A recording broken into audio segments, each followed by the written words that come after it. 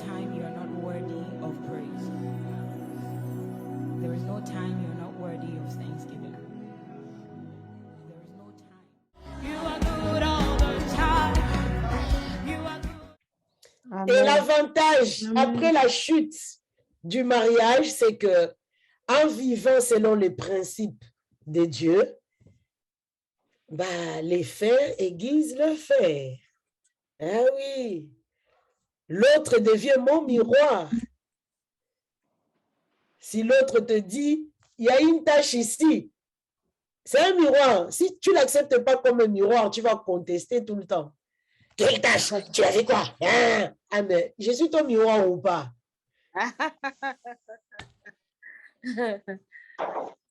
Donc, tu vas devoir mourir à toi-même. Amen.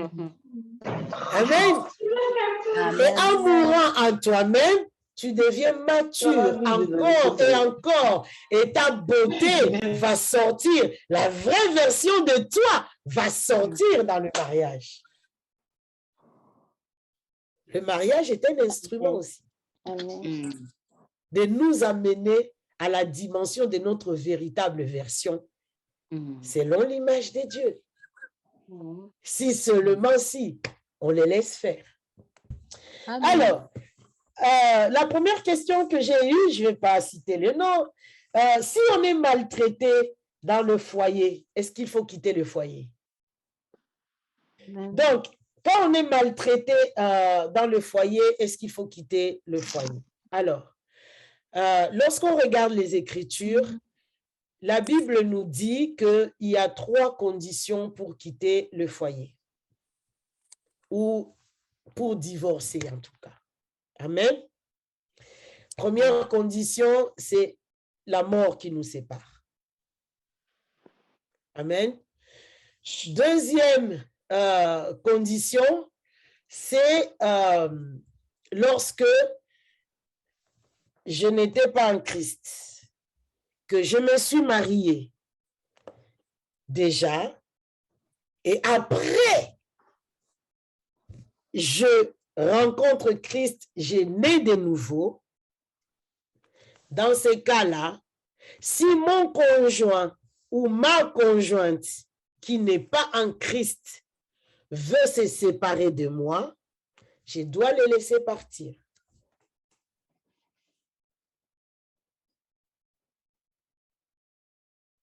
Est-ce que c'est clair pour quelqu'un? Ou ça passe pas? Amen. Ça passe ou ça passe pas? La pilule est amère? Attention à la manipulation. Qu'est-ce que j'appelle la manipulation? Je suis chrétienne, je sais que l'autre a le droit de me quitter, je commence à le provoquer bien comme il faut pour le dégoûter pour qu'il puisse partir. C'est pas bien ça. Amen. Amen. Amen. Le passage dont je vous parle est dans 1 Corinthiens chapitre 7 au verset 13. De même, si une femme a un mari non croyant et qu'il consente à rester avec elle, qu'elle ne le quitte pas. Car du fait de son union avec sa femme, le mari non croyant est bien un mari légitime aux yeux de Dieu. Et de même, du fait de son union avec sa femme non croyante, est bien une épouse légitime aux yeux de Dieu. Autrement, leurs enfants seraient Mais si le conjoint non croyant est déterminé à demander le divorce, non-croyant est déterminé à demander le divorce. Ce n'est pas toi qui es croyant ou croyante qui dois demander le divorce. C'est celui ou celle qui n'est pas croyante qui a le droit à demander le divorce. Amen. Amen.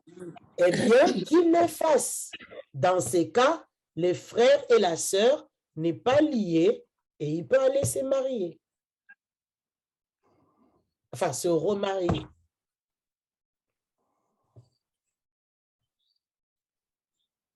Amen. Amen. Amen. Des questions jusque-là? Troisième condition pour qu'il y ait divorce, c'est le cas d'adultère. Amen. L'adultère, et ce n'est pas obligatoire non plus. Jésus nous les décrit dans le passage de Matthieu. Vous connaissez là où les pharisiens sont venus le piéger? Oui. Vous connaissez ce passage? Amen. Où les pharisiens sont venus le piéger? C'est Matthieu, chapitre quoi? 17, c'est ça? Non. Chapitre combien?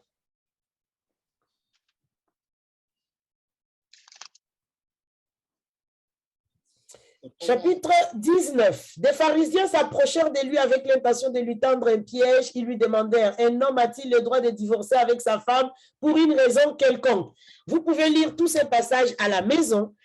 Jésus arrive à dire, au commencement, cela n'était pas ainsi. Donc, 3 raisons pour qu'on puisse quitter notre foyer. Amen. L'adultère, encore, ce n'est pas non plus définitif. On peut passer par l'option du pardon. On n'a pas le temps de l'aborder ici. La mort du conjoint ou encore le conjoint inconverti qui est déterminé à partir. On peut quitter le foyer. Amen. Dans les cas où il y a maltraitance morale, parce que moi la question m'a dit, on vous maltraite moralement. Là, il va falloir trouver d'autres stratégies. Mais normalement, on n'a pas vu dans les Écritures que si on est maltraité moralement, on doit quitter le foyer. Ce n'est pas une cause. Mais je suis d'accord qu'il faut s'asseoir, réfléchir, voir comment on fait pour que cette condition de maltraitance puisse shifter, puisse changer. Mais ce n'est pas une cause de quitter le foyer. Amen. Je vois cette semaine, j'ai commenté une question sur Facebook d'une page d'une sœur qui demandait une femme qui est battue à mort par son époux, tout ça, et tous ces pasteurs, je ne sais pas qui, machin et tout, la femme a fui apparemment, et on dit à la femme de rentrer à la maison parce que, voilà, divorce est interdit, machin et tout. J'ai commenté ces posts-là, j'ai commenté. Et j'ai donné l'avis pour dire non, dans le cas où la femme est en danger de mort, ah non, si les autorités qui sont autour d'elle ne savent pas la protéger, elle a fui pour protéger sa vie. Donc, il ne faut pas marteler ou tuer encore cette femme pour dire « rentre chez toi pour aller mourir parce que la femme… » Non, attendez, un peu de sagesse, quoi. Amen. Elle peut se retirer pour un temps, le temps qu'il n'y a pas que sur la femme qu'il faut intervenir. Il faut intervenir sur cet homme qui n'a rien compris non plus du mariage. Sa femme n'est pas un objet putschball pour, je ne sais pas, défouler sa colère ou je ne sais pas quoi. Non. Et il faut que les autorités de ces couples-là, que ce soit les autorités ecclésiastiques, étatiques, je ne sais pas quoi, familiales, qui puissent prendre leurs responsabilités pour pouvoir protéger cette femme et ramener l'ordre dans ces couples. Et il n'y a pas à jeter la responsabilité uniquement sur la femme, soi-disant parce qu'elle a fui et qu'elle a quitté le foyer. Vous voyez un peu l'équilibre. Mais la maltraitance n'est pas une raison pour divorcer ou pour quitter le foyer. Amen. Amen. J'ai répondu à la question? Amen. Amen. J'ai répondu? Amen. Amen. OK. Deuxième question. Si on n'admet pas une pratique sexuelle, la sodomie par exemple, est-ce qu'on doit se soumettre à notre mari? La réponse est non. Mais encore une fois, tout dépend comment tu le fais. Amen. Amen. Vous savez très bien que le mot sodomie vient d'une ville qui s'appelle Sodome. Sodome. Pourquoi on a rattaché ces mots à cette ville? Parce qu'ils avaient des pratiques sexuelles bizarres comme cela. Amen. Bishop Dag dit, chaque trou dans le corps a sa destinée. Amen. Amen. Le trou anal qui est rempli de bactéries et de microbes n'est pas fait pour que tu puisses, l'homme puisse mettre et s'engouffrer là-dedans. C'est sale. Chaque trou a son onction. Et pour ça, Dieu a prévu un trou spécifique. Et si Dieu a condamné cette pratique hier, il le condamne encore aujourd'hui. Aujourd'hui. Donc,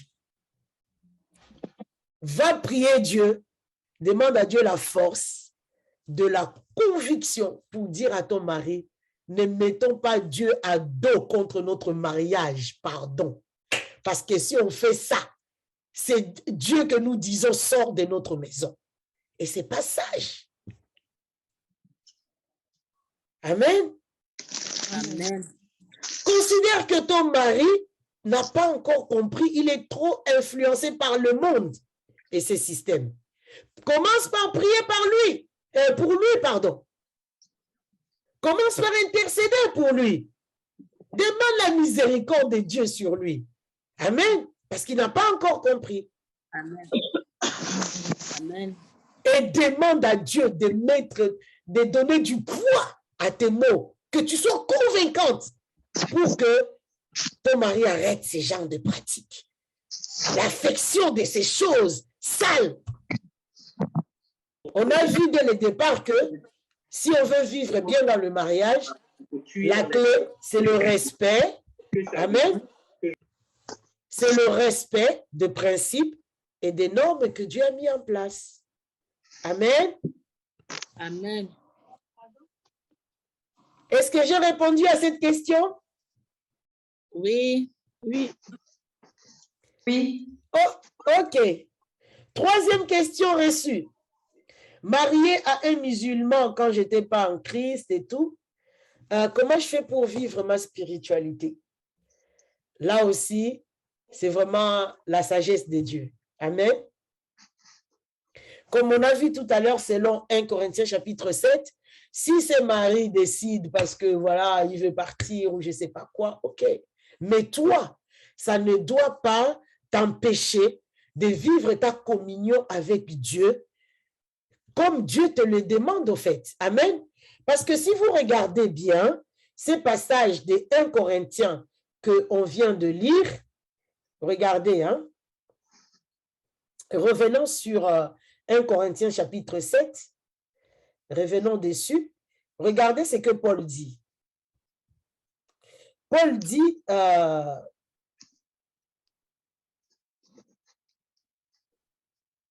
voilà, 1 Corinthiens chapitre 7 au verset 16, Paul dit, car toi femme, tu amèneras peut-être ton mari au salut. Mais en fait, qu'en sais-tu? De même, toi, mari, qui est converti et qui a une femme qui n'est pas convertie, tu amèneras peut-être ta femme au salut. Mais en fait, qu'est-ce que tu en sais au fait? Amen.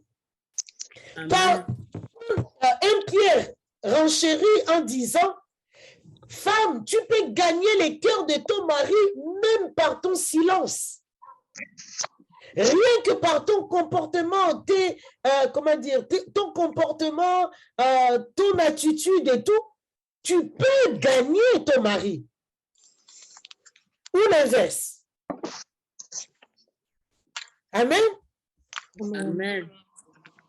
Si le mari décide de partir, OK, il est libre de partir. Mais toi, tu dois vivre ta spiritualité à un niveau encore beaucoup plus. Amen.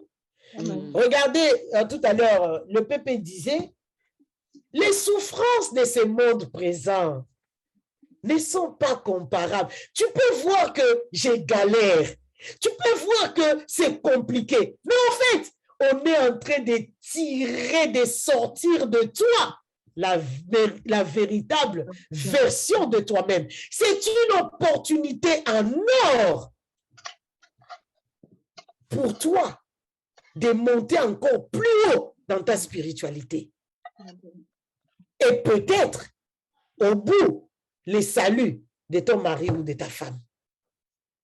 Ne te focalise pas sur la douleur, si tu te fais pleurer, va t'enfermer dans la chambre, va crier à Dieu, va pleurer, va intercéder. Mais ne bascule pas dans l'amertume, dans la colère, dans la vengeance, Non! Plus il te fait du mal, plus toi tu deviens meilleur. Amen. Plus il te rejette, plus tu t'approches de Dieu. Plus il t'exclut, plus tu deviens encore intime avec Dieu. C'est une bénédiction, ce n'est pas une malédiction.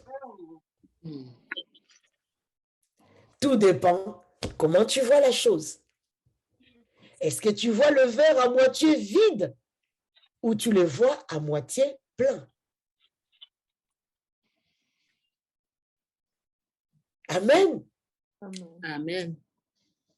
Cette capacité d'endurer les souffrances d'ici, les injustices, Dieu nous en donne la capacité. Rappelle-toi toujours, celui qui s'attache à Dieu devient avec lui un seul esprit. Tu as fusionné d'abord avec Dieu. Tu es devenu un seul esprit avec Dieu. La force de Dieu est devenue ta force. La vie de Dieu est devenue ta vie. La puissance de Dieu est devenue ta puissance. La nature de Dieu est devenue ta nature. Amen. Et tu peux tout par celui qui te fortifie. Amen. Amen. Ne te laisse pas distraire. Ne te laisse pas distraire. Focalise-toi sur lui. Il te donnera la sagesse qu'il faut pour marcher surnaturellement dans cette condition, dans ces mariages. Amen. Amen. Amen. Est-ce que j'ai répondu à la question? Oui. Amen. Amen. J'ai fini avec les questions écrites. À vous la parole. Qui a une question?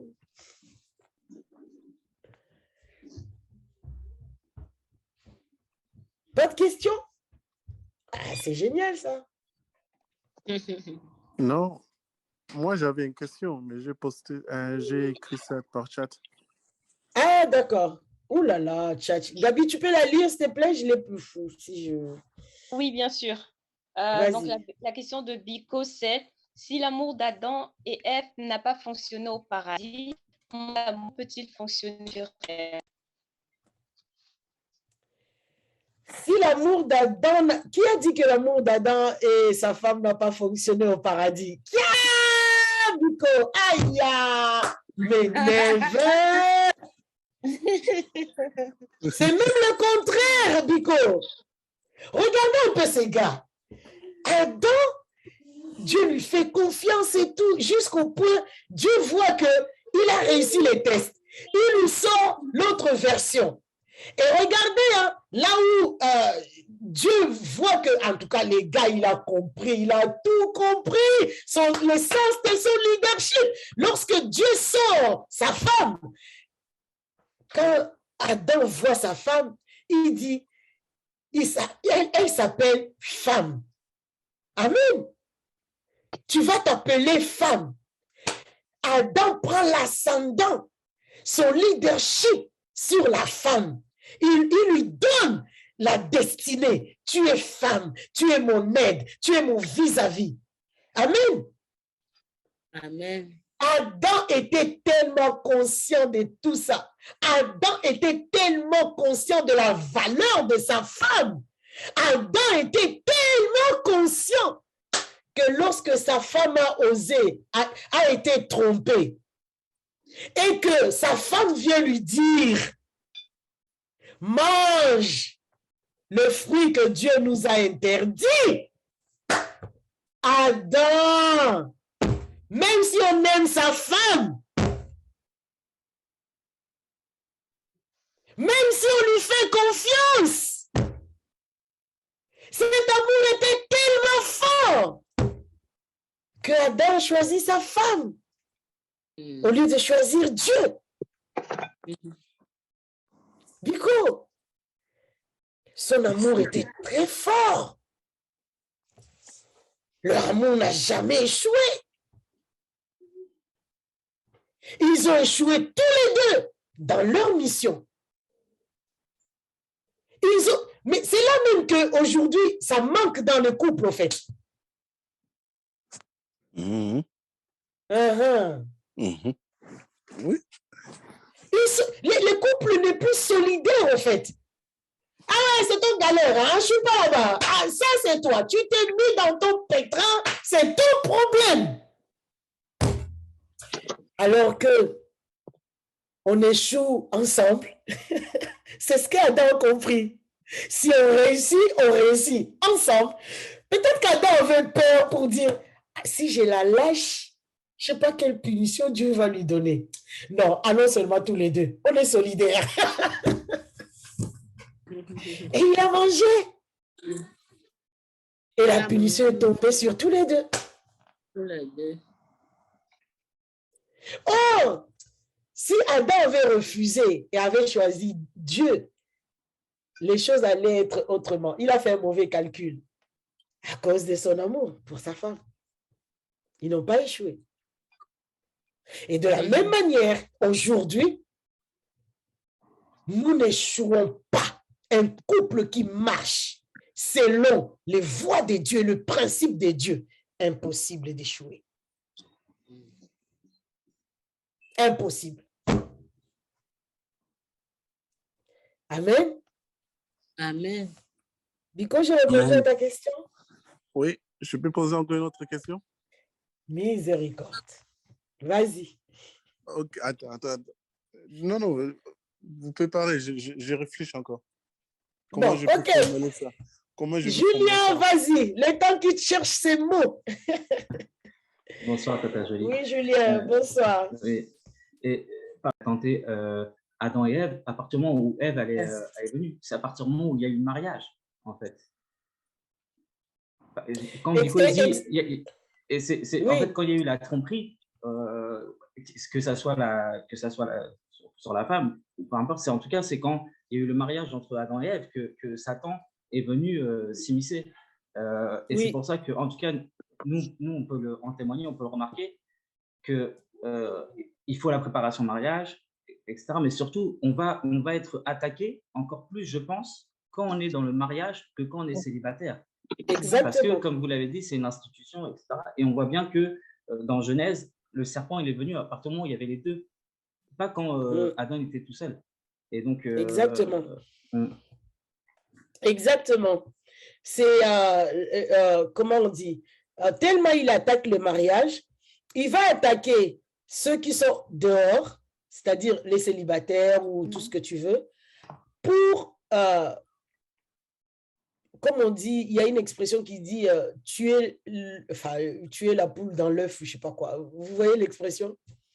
C'est-à-dire que alors que je ne suis même pas encore rentrée, je suis déjà attaquée pour me dissuader ou pour, voilà quoi. Et ceux qui sont déjà dedans, et c'est là où ils chargent.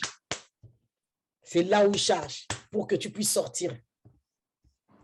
Mais il n'arrivera pas au nom de Jésus. Amen. Amen.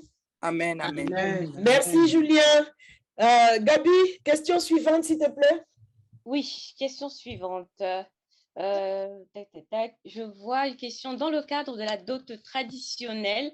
Une personne, après avoir reçu des éléments sur le mariage, souhaitait rompre les fiançailles si la fusion n'est plus évidente. Ça veut dire qu'après la dot et tout, est-ce que même si on a aussi les enseignements et tout ça là, parce qu'il n'y a plus de fusion, on rompt les fiançailles, entre parenthèses, catholiques, évangéliques. Alors, si je comprends bien, ils ont déjà fait la dot traditionnelle, donc ils sont dans le processus de se marier, mais la personne se rend compte que, franchement, ça ne marchera pas ou je ne sais pas quoi, pour des raisons X, Y. Et est-ce qu'on peut rompre le fiançailles, c'est ça? C'est ça, non? Tout à fait, oui. Voilà, est-ce qu'on peut rompre les fiançailles? Alors, quelqu'un a dit, et je crois que c'est vrai, mieux vaut rompre les fiançailles que divorcer. Et les fiançailles ont plusieurs étapes. Amen. À notre époque, aujourd'hui, le mariage s'est fait à 3 tours. Amen. Il y a, vous voyez, c'est comme une porte à trois qui se ferme, qui s'ouvre avec 3 tours. Premier tour, c'est le mariage parental ou familial, tout ce que vous voulez, où les deux familles, voilà, où les deux familles se croisent, où les deux familles, voilà. Ça, c'est le mariage traditionnel. Ça prend différentes formes selon les endroits de la planète où les gens se trouvent, la culture, tout ce qu'on veut. Amen. En tout cas, il est sûr que c'est les deux familles, en tout cas, font connaissance, tout ça. On donne on donne la bague de fiançailles, on donne des cadeaux, on donne ceci, on donne cela.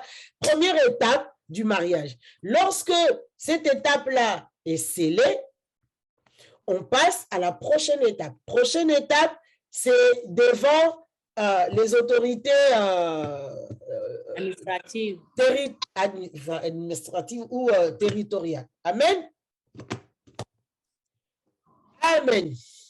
Amen. Amen. Amen. Donc, deuxième étape. Troisième étape, c'est maintenant devant les autorités ecclésiastiques. L'autorité spirituelle, si on peut dire ça comme ça. Amen. Il y a 3 étapes. Maintenant, si vous êtes au moment où le mariage en plus est acté, après cette 3e étape, lorsqu'il y a relation sexuelle, le mariage prend acte à partir de la relation sexuelle. Amen. Après cette 3e étape. Mais si, entre tout ce que vous êtes en train de faire et que vous n'êtes pas encore arrivé, ni à cette 3e étape, ni à un acte sexuel pour sceller le mariage, bah oui, tu peux rompre le mariage, le fiançailles. Et le mariage, effectivement, comme dit Sandrine, ça sert aussi à ça. Ça sert à juger, à connaître la personne. Est-ce que ça va marcher? Est-ce que ça ne va pas marcher? Et si je vois que, oula, il y a des choses qui sont foncièrement compliquées et ça ne matchera pas, ah ben, mieux vaut se retirer. Amen? Amen. Est-ce que j'ai répondu à la question? Ou quelqu'un veut enchérir?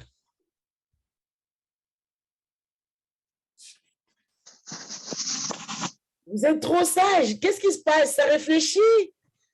Hein? On réfléchit. J'ai une question qui m'est arrivée en privé, en inbox. C'est écrit, mais le mariage coutumier, c'est pas le mariage qui est reconnu dans la Bible, que le mariage civil, en fait. Est-ce que le mariage coutumier... La personne affirme que le mariage coutumier n'est pas le mariage biblique.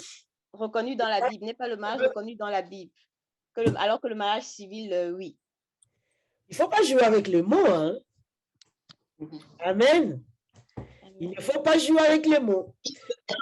Le mariage appelé coutumier, c'est ce fameux mariage, première étape, entre les familles. Et c'est la première étape. Tu ne passes pas par là, tu ne te maries pas. Un homme qui va te marier en sautant la case des parents, il t'a volé, il ne t'a pas marié. Parce que selon les principes bibliques, Si la femme est sous l'autorité de son père, tu ne peux pas aller la sortir de l'autorité de son père, de la couverture spirituelle de son père, sans l'autorisation de son père. Ça n'a aucun sens. Appelez-le comme vous voulez, mariage coutumier, mariage traditionnel, mariage des parents, mariage familial, mais c'est un mariage. C'est une étape du mariage. Et on commence par là. Sans ça, il n'y a pas la suite. Amen. Et ce mariage-là est biblique.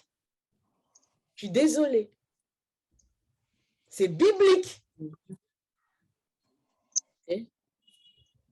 Amen. Amen. Brigitte a levé la main. Oui, bonjour Tata Jolie. En fait, je crois comprendre la question de la personne parce que dans certains pays, surtout les pays africains, le mariage traditionnel prend d'autres formes, un peu, en fait, surtout quand on est chrétien. Alors, je pense, je ne suis pas sûre, la personne qui a posé la question, mais est-ce que c'est pas cette forme? Parce que quand il y a ces formes-là, j'ai croisé ces formes de mariage sur YouTube. Ils font des cérémonies traditionnelles et en fait, c'est un peu... Oui, tout à fait. Je comprends. Alors, quand on est en Christ, c'est le thème de notre propos cet après-midi. Comment j'aborde le mariage maintenant que je suis en Christ, en fait. Amen. Quand on est en Christ, bien évidemment, vous savez, les parents qui ne sont pas en Christ, qui n'ont pas la lumière de la parole, ils vont faire les choses selon ce qu'ils ont reçu, selon leurs coutumes, selon leur culture. Et pour ça, on ne peut pas leur jeter des pierres, au fait. Maintenant, toi qui es en Christ maintenant, c'est toi qui dois faire de ton mieux pour ne pas tomber dans ces travers. Amen. Amen. Une chose, c'est que pour que je me marie, il faut que je passe par la case des parents. Je dois les honorer. Tu vois? Il faut que on vienne dire, mon futur mari vienne dire merci à mes parents avec des cadeaux. C'est ce qu'on appelle la dot. Il faut qu'ils viennent leur dire merci, une manière de les honorer. Maintenant, la sagesse de contourner les trucs bizarres, je ne sais pas quoi, c'est vous qui devez les demander à Dieu. Il y en a, par exemple, qui profitent lorsqu'ils sont à l'étranger et que les parents sont au pays. Tu sais ce qu'ils font? On vous envoie l'argent de la dot et puis faites tout. Au moins, ils ne sont pas sur place pour qu'on jette, je ne sais pas, de l'huile de palme, du vin, je ne sais pas quoi sur eux, qu'on prononce des paroles. Ils ne sont pas là. Et ils ont appliqué un principe. On vous a honoré, on vous a envoyé et ça s'arrête là. Et si vous devez être sur place, à vous d'être sage pour passer, pour refuser. Il faut prendre aussi, voilà, si on te dit, bois, non, avec tout le respect que je vous dois, je ne peux vraiment pas boire. Amen. Amen. Amen. Ça ne veut pas dire qu'à cause de ça, on saute cette étape. Mais là, vraiment, tous les sorciers de tes générations, même ceux qui sont morts, ils vont ressusciter pour venir combattre ton mariage. On ne peut pas passer cette case-là. Mais il faut trouver les moyens de le faire selon la pensée de Dieu et non pas selon la culture où on a mélangé des choses occultes et bizarres. Amen. Amen. Amen. Merci Brigitte. Amen. Merci beaucoup, Tata Jolie. Je pense que la personne qui a posé la question justement par rapport au mariage coutumier, en fait, elle a dû recevoir la réponse parce qu'elle a reposé la question, elle a cette fois-ci bien formulée en demandant que celui qui est reconnu dans la Bible, ça veut dire que c'est le mariage coutumier? Celui qui est reconnu dans la Bible. Alors, la Bible ne se passe pas à notre époque. Amen. les modèles qui ont été consignés dans la Bible, c'est le modèle c'est des principes, hein, on nous a montré. Maintenant, ces principes-là, ça prend une autre forme parce que la société a évolué. Mais quand on regarde le mariage dans la Bible, tout ça, déjà, le prêtre de la famille, c'était le père. Le papa avait la casquette de l'autorité familiale, de l'autorité territoriale, de l'autorité, comment on dit encore? Spirituelle. C'est ça le mariage qui sont dans la Bible. Abraham avait la casquette de l'autorité territoriale, spirituelle et familiale. C'est le même gars. Moi, je ne travaille pas. Amen. Amen. Donc, il ne faut pas aller chercher. Il n'y avait pas les mères écrits dans la Bible. Arrêtons. Amen. Il faut savoir. Abraham était lui-même le maire de sa ville. Abraham était le chef de sa famille. Amen. Amen. On a répondu? Oui, merci. La suite. Hein. Prochaine question, c'est Biko qui pose la question. Non, déjà Sandra qui a écrit dans le chat pour nous tous. Lorsqu'on a fait juste la dot et après qu'on a rompu, quand on était dans le monde, une fois qu'on a donné sa vie à Christ et qu'on a compris ce qu'est le mariage, peut-on continuer le processus du mariage avec cet homme même s'il n'est pas en Christ? Et si on a rompu? Pourquoi continuer encore? On a déjà rompu. Je ne comprends pas. Lorsqu'on a rompu, maintenant je suis en Christ, pourquoi tu veux revenir là-bas encore? Tu as déjà rompu. Amen. Et d'autant plus que tu es en Christ maintenant et que lui, il n'est pas en Christ. Pourquoi tu veux revenir? Tu veux chercher des problèmes? Tu veux te compliquer la vie? Ça veut dire que quand tu as rompu, là, tu n'étais pas décidé de rompre. Hein? Donc, sois sincère avec toi-même. Et au clair avec la parole de Dieu. Amen. Amen. Prochaine question. Prochaine question de Biko. Biko qui écrit « On dit que dans l'amour, il faut toujours se pardonner, mais une femme qui t'a empoisonné, tu as survécu, et une femme qui t'est infidèle, et une autre femme qui a voulu te mettre en prison pendant 25 ans, qui te demande pardon, qui devrait pardonner ici ?» C'est la même femme. Le gars, il a dit, c'est la même femme ou c'est différentes femmes? Hein, il y a première épisode, deuxième épisode et troisième épisode. Ah, de la même femme? On prend ces mots comme ça. Mais non. Non, c'est trois personnes différentes. Ah, ah bah, ok. Là, c'est clair. Trois personnes différentes. Il y en a un qui a empoisonné son mari, il y en a l'autre qui l'a amené en prison, il y a un autre qui a fait quoi? Ah là là là là.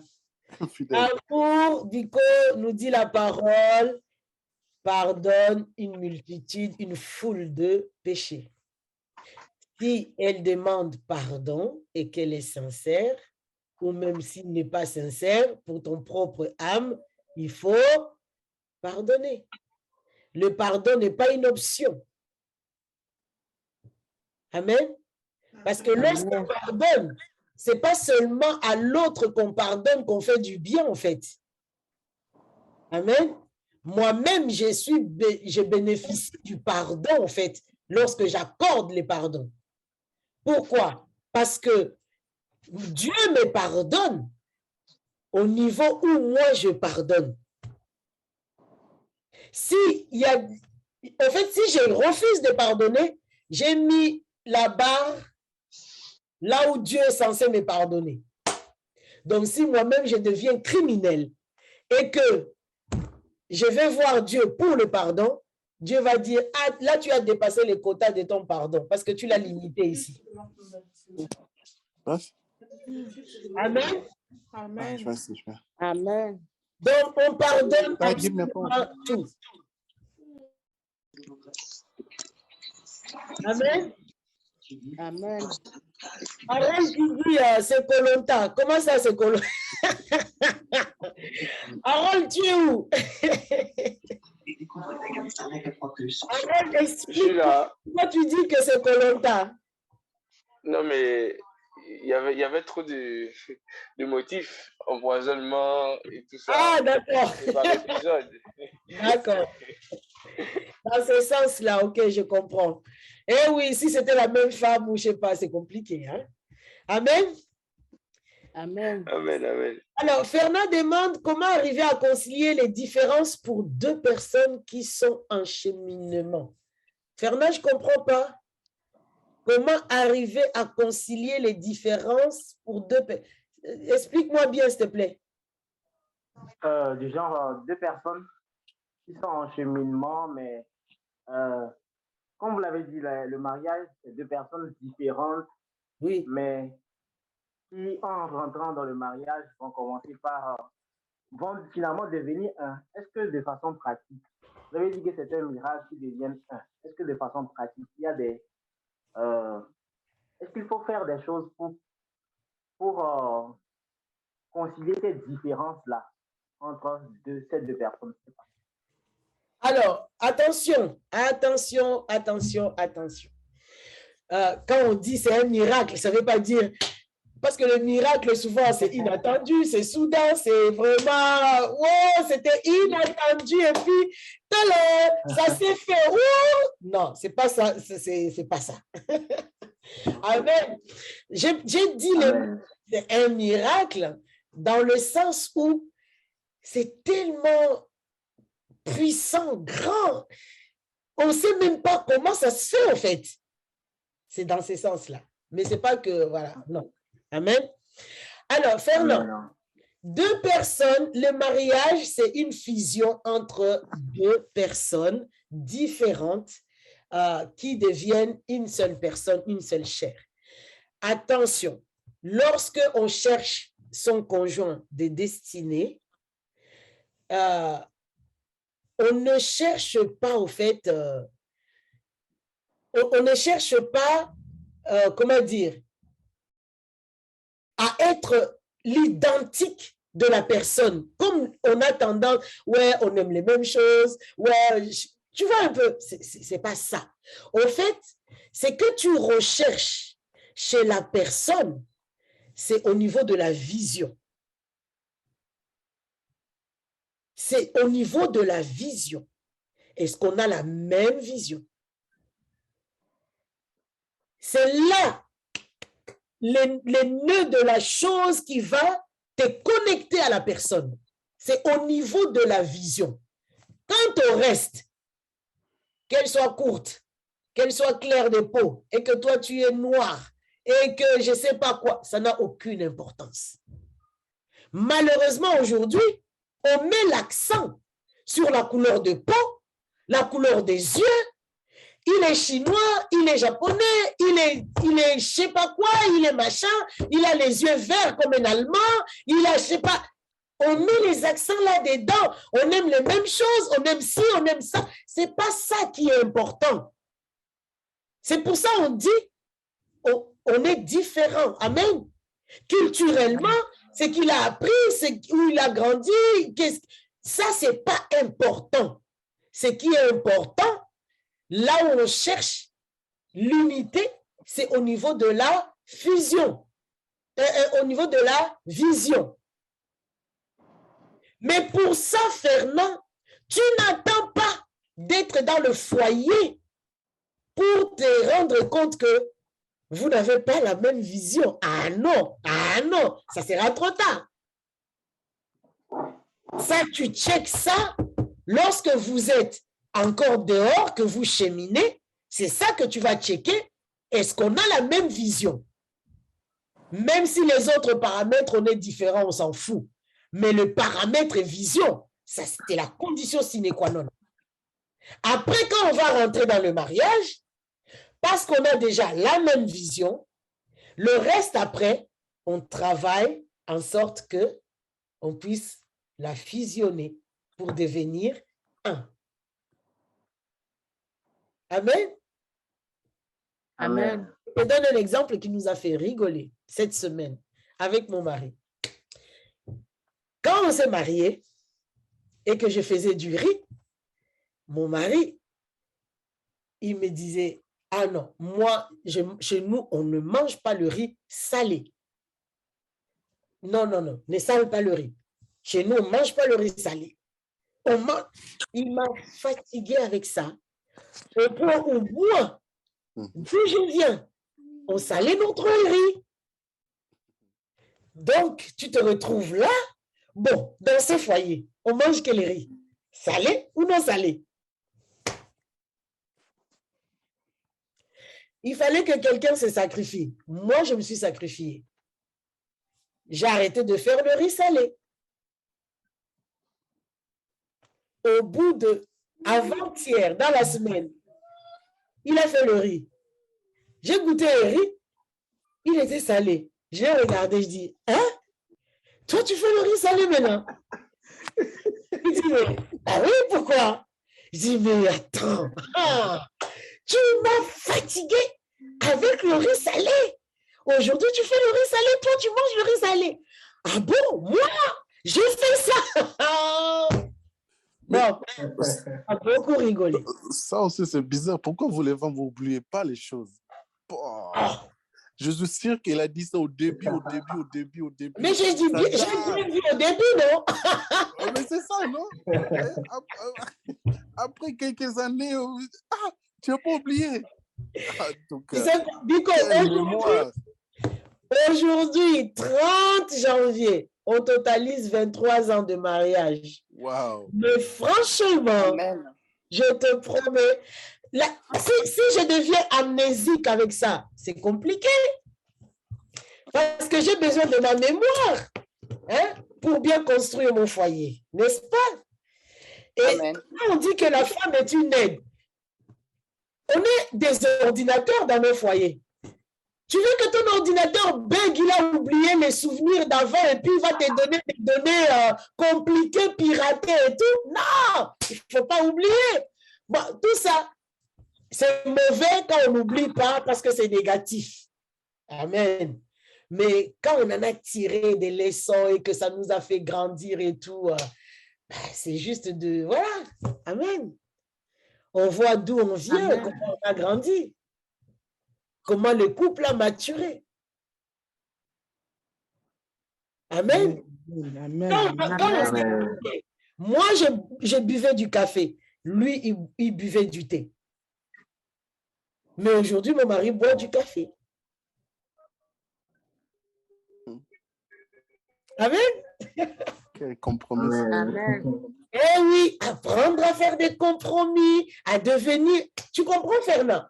Toutes ces différences qui nous séparent, tout ça là, c'est pas grave. Acceptons l'autre comme il est, comme elle est. Et puis, voilà, dans le respect, on avance. Tu seras choqué que plus vous grandissez, vous avancez, vous serez choqué de voir que les choses que je refusais hier, mais ça finit par m'impacter sans même que je me rende compte que aujourd'hui, je commence à manger le riz salé. Je commence à boire du café. Amen. Amen, amen. Le plus important à jauger dès le départ, c'est est-ce qu'on a la même vision? Ça, on ne le fait pas quand on est déjà dans le mariage. Non, non, non, non. C'est une erreur. Amen. Amen, amen. Rachel, on va chuter. Oui. J'espère qu'il y a pas de questions dans le chat. Si, tout à fait. Oui, merci. Oui, Rachel, rapidement. Oui, s'il vous plaît, Tata Jolie, quand vous dites avoir la même vision, j'aimerais que vous explicitez davantage ce que c'est qu'avoir la même vision. Parce que beaucoup ne savent pas ce qu'on met dans avoir la même vision. La vision, c'est quoi? Hein? La vision, c'est quoi? C'est la perception que tu as de la vie. La conscience que tu as de ta mission sur la terre. Amen. Je suis venu faire quoi sur la terre? Et la vision est toujours accompagnée des valeurs, au fait. Amen. Pour moi, l'être humain est important. Il faut le respecter. Tu vas croiser un gars qui est irrespectueux vis-à-vis des êtres humains, qui les malmène, qui les insulte, qui... Là, franchement, ça ne collera même pas. Amen. En fait, la vision, si tu veux, c'est vraiment, est-ce qu'on voit la vie de la même manière? Ok. C'est ça la vision. Ok. Maintenant, on va s'asseoir. Si on voit la vie de la même manière, on va construire cette vie-là autour de ce qu'on perçoit, en fait. Qu'est-ce qu'on veut faire? Où est-ce qu'on veut aller? Qu'est-ce qu'on veut bâtir? Dans l'unité. Mais si chacun a sa vision, ses ambitions, ses trucs, machin et tout, aïe, on ne prend pas la même route, en fait, pour aller là où on doit aller. Et donc, c'est compliqué. Amen? Amen. J'ai répondu à ta question, Rachel. Rapidement, on va chuter. Oui. Merci. De rien, Rachel. Gabi, c'est quoi la question? La question, je pense que Rachel a répondu à la question qu'il avait posée de que la vision dans le mariage concrètement. Mais il y a une autre question, c'est si on n'a pas eu le temps de se connaître du genre, même pas un mois, et civilement, la vision de mariage coutumier, chez la famille, tout ça, une fois ensemble, tu te rends compte que c'est pas la même vision. C'est très compliqué, mais très compliqué. C'est une question, ça? Oui, c'est une question. Si vous êtes marié, vous avez cheminé un mois, vous avez tout fait, mariage civil, coutumier. On a dit de cheminer pendant un mois. Hein? En tout cas, on ne connaît pas un mois, c'est écrit. C'est un mariage forcé ou quoi? Ou c'est un mariage par je ne sais pas quoi. Hein? Okay. Bon, ce qui est sûr, c'est que voilà quoi, il ne faut pas faire des erreurs comme ça. On prend le temps. Bon, j'ai mon mari qui me dit, avant d'acheter, il faut d'abord marcher dans le marché. Vous avez compris, non? Ça veut dire que avant d'acheter, il me fatigue avec ça. Hein? Moi, quand je vois un truc, j'achète. Lui, non. Il faut d'abord regarder les autres commerçants. Est-ce que on compare, on regarde. C'est ce qu'il faut faire. C'est un principe de la vie. Amen. Donc, tu vois quelqu'un, ne te fie pas la photo, à je ne sais pas quoi. Non. Ne te fie pas à ce qu'on t'a dit. Non. Prends le temps de connaître la personne. Après, tu peux décider. On ne t'a pas mis la corde au cou, j'espère. Non. Amen. Donc, non, cheminement, il faut se donner ces temps-là, que personne ne te presse. Voilà pourquoi Salomon a dit, ne réveillez pas les sentiments avant le temps. Non, impose à tes sentiments de se taire et prends le temps de calculer avec ta tête et ton intelligence si cette personne est compatible.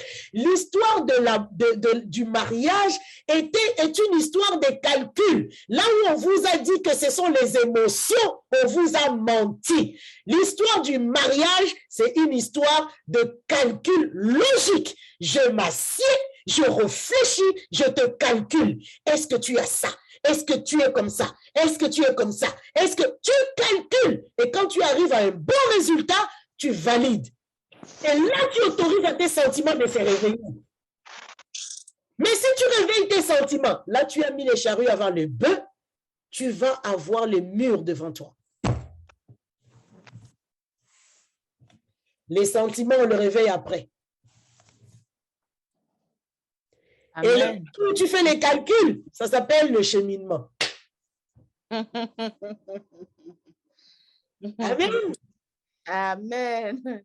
Vous avez indiqué que selon 1 Corinthiens 1, car sais-tu, femme, oui, qui aurait passé 3 étapes au seulement celle qui a effectué la dot. Alors, comprenez une chose. C'est subtil, hein, l'histoire du mariage. On a dit que le mariage est acté au moment où il y a acte sexuel. Amen. Il faut comprendre que lorsque, même si officiellement, vous n'êtes pas encore allé voir les parents, vous n'êtes pas encore passé devant les autorités territoriales, vous n'êtes pas encore allé voir l'autorité spirituelle et que vous avez déjà consommé le mariage par l'acte sexuel, vous êtes officieusement mariés. Mari et femme. Amen. Amen. J'ai dit bien officieusement parce que ce n'est pas officiel. Parce qu'officiellement, on passe par ces étapes-là. Maintenant que vous avez déjà consommé le mariage et que vous êtes officieusement mariés, il ne vous reste plus qu'à aller voir les autorités pour régulariser votre situation. Pour que votre mariage quitte l'état de mariage officieux et que ça devienne le mariage officiel. Amen. Amen. Amen. Maintenant, s'il y en a un qui n'est pas en Christ et qui ne veut pas, machin, qui veut partir, laisse-le partir. Amen. Amen. Ok, gloire à Dieu. Est-ce que j'ai répondu à la question? Je ne sais même pas qui a posé la question. J'ai une question. Si on n'a pas eu le temps de se connaître du genre, on ne se connaît même pas et moi. Bon, ça, je crois Oui, que... merci beaucoup. Oui, oui, vous avez répondu à la question. Merci. Si la vision, ce sont les valeurs, nous partageons ces mêmes valeurs et si la pratique religieuse n'est pas même, alors doit-on dire que nous n'avons pas la vision dans la globalité? Alors, quand on parle des valeurs, franchement, vous savez, Dieu dit en plusieurs reprises à Israël, ne contracte pas d'alliance avec les autres nations. Pourquoi il dit ça? Tout simplement parce que là, c'est Israël. Aujourd'hui, nous, c'est l'Église. C'est l'aboutissement. Amen. Ça veut dire que nous qui sommes nés de Dieu, nous avons la nature de Dieu. Amen. Amen. Amen. Lorsque je contracte le mariage, je dois le contracter avec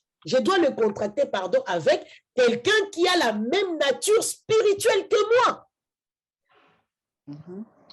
Lorsque tu te maries avec quelqu'un qui n'a pas la même nature spirituelle que toi, c'est-à-dire qui n'est pas né de nouveau, qui n'est pas enfant de Dieu, là, c'est aussi compliqué.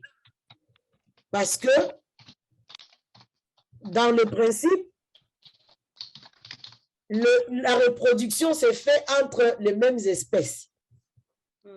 Si moi je suis l'espèce de Dieu et que l'autre est l'espèce encore du diable, là c'est un mariage entre les taureaux et les chevals.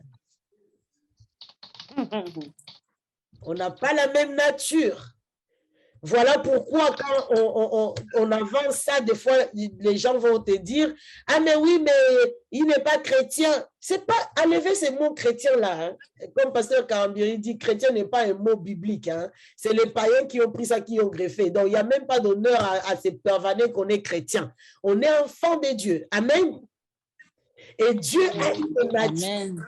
Et si je dois me marier, je dois me marier avec quelqu'un qui a la même nature que moi. Voilà pourquoi 1 Corinthiens 7 nous dit, si l'autre ne veut pas, il est libre de partir. On n'a pas la même nature. Mais s'il décide de rester, vous avez vu la parole. La Bible dit, toi qui as la nature de Dieu, tu vas sanctifier celui qui n'a pas la nature de Dieu. Amen. Amen. Est-ce que j'ai répondu à la question? Je ne sais pas que c'était qui. Hein. Des fois, il n'y a pas de nom. Ce n'est pas grave. Donc, la case à checker par rapport à ce qu'on met communément pour dire la religion, c'est la première case qu'il faut valider. Hein. C'est par rapport à la vision, là, c'est d'abord le premier critère. Est-ce qu'on a la même nature? Est-ce qu'on a le même père? Si son père, c'est le diable et que moi, mon père, c'est Dieu, c'est compliqué. Amen. Amen. Vu que le mariage est officieux lors du rapport sexuel, comment on fait puisque avant d'être en Christ, on a été dans plusieurs relations avant? On ne doit plus se marier parce qu'on est marié officieuse à d'autres. Non. Si on a eu plusieurs relations avant, sachez que dans le système de l'alliance, les choses fonctionnent. L'alliance, on ne peut pas contracter deux alliances en même temps. Ce qui fait que chaque fois que tu as eu un rapport sexuel, tu as eu un rapport ici, après tu as un autre, ça brise la première alliance que tu as eue en premier pour valoriser celui qui est actuel. Si tu as encore une autre relation sexuelle, ça brise l'alliance précédente que tu as contractée pour valoriser la nouvelle que tu viens de contracter. Amen. Amen. Mais c'est dangereux en fait cette pratique-là parce que entre-temps, quand on va comme ça d'homme à homme, on accumule des choses bizarres spirituellement. Il ne faut pas faire ça. Amen. Il ne faut pas faire ça. Maintenant, quand on est en Christ aujourd'hui, il faut, le sang de Jésus nous lave, le sang de Jésus nous purifie. Il faut en être conscient que je suis passé à droite, à gauche et tout. J'entraîne sûrement l'héritage que j'ai contracté ici, là, dans les différents rapports sexuels. Il faut que je demande à Dieu, mais déjà il faut demander pardon et il faut vraiment, c'est le Saint-Esprit qui va te révéler ce qui est resté en toi. Donc, une fois que tu en es conscient, il faut s'en débarrasser. Mais ça ne veut pas dire que tu dois te punir parce que tu as connu ça, que tu ne dois plus te marier. Non, la dernière alliance que tu as, c'est la dernière qui est valable, il faut la valoriser. Et faire en sorte que tu sois purifié des relations précédentes, des alliances précédentes. Amen? Amen. La question a été répondue. Ah ben dis donc, hein? Amen. Oui, autre question. Et s'il y a la vision et valeurs communes, mais que l'amour ne vient pas, que faire alors que l'homme aime et choisit une femme, alors que la femme ne sent pas l'attirance ou les sentiments? J'ai dit que le mariage est un calcul mental. Amen. On se marie pas sur la base des sentiments. Tu dois t'asseoir et réfléchir. Quand tu as calculé que cet homme en vaut la peine, rentre en relation avec la personne. À force d'être ensemble, à force d'échanger, tu finiras par les respecter et de l'admirer. Et de l'admirer, l'amour va naître.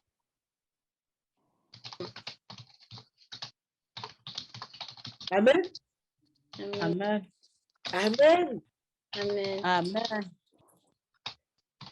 J'ai 23 ans de mariage aujourd'hui. Je ne crois pas que moi, avec mon mari, c'était un coup de foudre. Non. C'est venu tranquillement, doucement, en douceur. Amen. Amen. Amen. Amen. Coup de foudre. Ah bah, j'ai pas envie de m'électrocuter. Hein? Fou. Hein? L'amour, ça c'est calcul. S'il y a une équation qui ne répond pas, allez, éjectez. Oui. Amen. Amen. Amen. Il y a encore des questions? Non. Amen. On a fait le tour. Gloire à Dieu. Est-ce que quelqu'un peut acclamer le Seigneur pour ce moment de qualité que nous venons de passer dans sa présence? Le Seigneur est bon. Le Seigneur nous a... Est-ce que quelqu'un a reçu quelque chose? Oui. Amen. Oui, amen, amen, amen, amen. Est-ce que quelqu'un a été éclairé? Maintenant que je suis en Christ. Amen. Comment j'aborde le mariage avec des lunettes de la vérité. Amen. Amen. Amen. Gloire à Dieu.